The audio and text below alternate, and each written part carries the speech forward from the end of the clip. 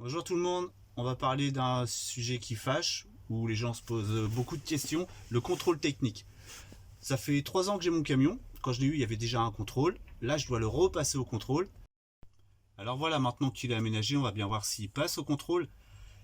J'ai regardé beaucoup de choses sur internet, je sais qu'il faut 5 points je crois pour soit pour le passer en VASP, c'est un coin cuisine, une chambre, euh, je sais plus, il y a 5 points, je sais plus trop. Et par contre, on peut le passer au contrôle sans qu'il soit en VASP. Si par exemple sur les 5 points, on en retire 2. Par exemple, si on retire la cuisine, c'est-à-dire le réchaud, la bouteille de gaz et le matelas. Donc il n'y aura plus de lait, il n'y a plus de lit. Et donc ça fait plus 5 points, mais que 3. Donc en principe, il passe au contrôle technique. Il est comme un fourgon aménagé en atelier, on va dire. Pas comme un camion camping-car. Alors je vais vous faire voir comment j'ai vidé le camion. Quand il va ouvrir les portes à l'arrière, il verra ça. Hein. Ça fait un petit atelier, j'ai laissé mes placards, mais bon, mon camion il est tout vide. Il va pas pouvoir dire qu'il y a un lit, un réchaud, quoi que ce soit, on verra bien. Ouais, regardez pas mes portes, hein, ils ont toujours pas été changées, je vais les changer après. Vous allez voir sur ma vidéo de Noël, si vous regardez, j'en parle des portes qu'on m'a fracturées. Enfin, allez voir cette vidéo là, vous allez mieux comprendre pour les portes. Alors je vais vous faire voir comment j'ai vidé le camion.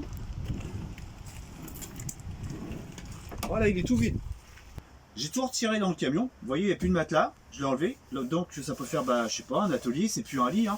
J'ai enlevé ma télé qui était crochée. J'ai enlevé mon réchaud. Comme ça, il n'y a plus de coin cuisine. Ça peut faire aussi un petit établi. Par contre, j'ai laissé mon extincteur.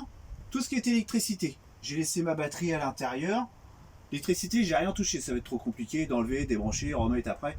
Donc j'ai laissé mon camion comme ça, vide. Il y a l'électricité dedans, mais il n'y a plus de télé, il n'y a plus de lit. Voilà, il reste comme ça. Maintenant, on va le présenter, on va bien voir ce que ça donne. Allez, on l'emmène. Voilà, on est arrivé au contrôle. On va lui donner la carte grise et les clés, on va laisser le contrôleur faire. Et puis on voit ça tout de suite après. On croise les doigts. Allez, à tout à l'heure. Bon, on attend que ça se termine. Apparemment, tout a l'air de bien aller. Il fait un peu froid, mais bon, espérant que mon camion y passe, on va bien voir. Hein. Bon il est passé, hein, sans souci, pas de problème, pas de contre-visite. Bon après ça dépend de l'état de votre camion. Hein. Moi il a bien vu que c'était un fourgon aménagé, il l'a vu quand même, hein, il est pas bête.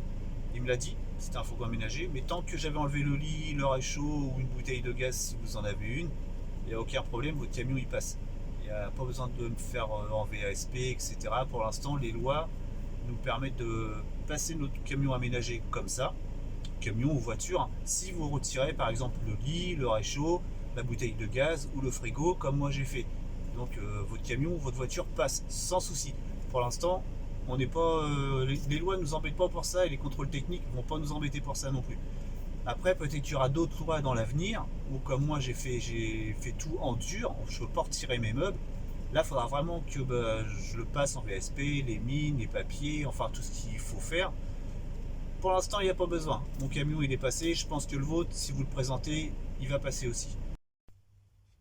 Alors, je vais vous dire ce qu'il a trouvé sur mon camion. Pas grand-chose, hein. Il n'y a pas de contre-visite. Alors, il y a un feu de plaque qui ne fonctionne pas. J'ai les disques de frein arrière qui sont usés, à changer. Hein. J'ai 2 caoutchoucs, c'est de la barre stabilisatrice, je pense, à l'avant, à changer aussi. Et le lave-glace qui ne fonctionne pas. Enfin, vraiment, rien de méchant, quoi. C'est tout ce qu'il a. Alors pour les gens comme moi qui ont aménagé des fourgons ou des voitures, n'hésitez pas, vous pouvez y aller directement, passer votre camion ou vos voitures aménagées au contrôle technique. Moi j'étais inquiet, j'ai eu peur, je me suis dit ouais il va pas passer, j'ai été obligé de démonter mes meubles parce que si on écoute tout ce qui se dit sur les réseaux, YouTube, etc., qu'il faut que ce soit comme ça ou comme ça, euh, faut pas écouter tout le monde. Essayez de vous renseigner vous-même pour les 5 points que je vous ai expliqués, la cuisine, le coin lit, etc., le lavabo, bouteille de gaz, frigo. Essayez de vous renseigner, vous retirez 2-3 pièces, matelas, comme je vous expliqué tout à l'heure, le lit ou le frigo, et vous allez voir, ça passe tout seul le contrôle technique. Faut pas être inquiet comme moi j'ai été inquiet pour me dire oui, il va falloir que je redémonte tout, mon camion il va aller à la poubelle. Ça passe tranquille. N'hésitez pas à passer vos véhicules.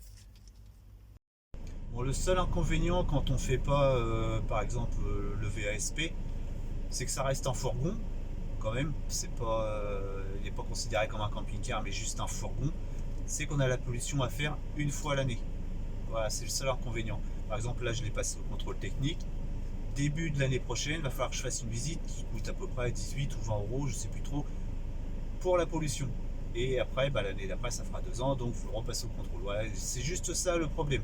Après, pour l'instant, s'il n'y a que ça, je veux bien le passer à la pollution tous les ans, ça me dérange pas.